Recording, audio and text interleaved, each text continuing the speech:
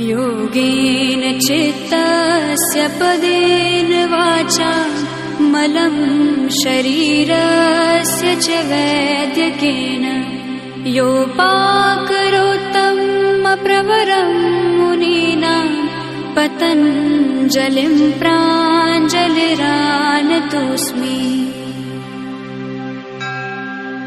योगेन चित्तस्य पदेन वाचा मलं शरीरस्य च वैद्यकेन योपाकरोत्तमप्रवरं मुनिना पतञ्जलिं प्राञ्जलिरानतोऽस्मि।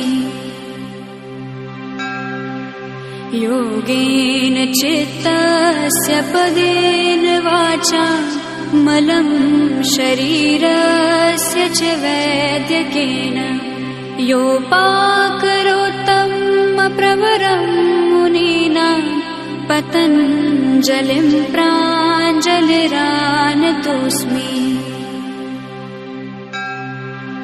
योगेन चित्तस्य पदेन वाचा मलं शरीरस्य च वैद्यकेन योपाकरोत्तमप्रवरं मुनिना पतञ्जलिं प्राञ्जलिरानतोऽस्मि।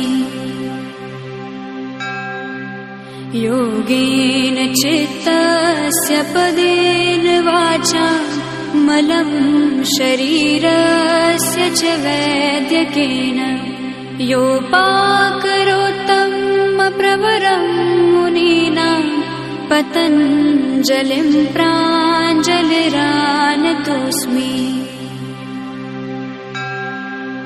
योगेन चित्तस्य पदेन वाचा मलं शरीरस्य च वैद्यकेन योपाकरोत्तमप्रवरं मुनिना पतञ्जलिं प्राञ्जलिरानतोऽस्मि। योगेन चित्तस्य पदेन वाचा मलं शरीरस्य च वैद्यकेन योपाकरोत्तमप्रवरं मुनिना पतञ्जलिं प्राञ्जलिरानतोऽस्मि।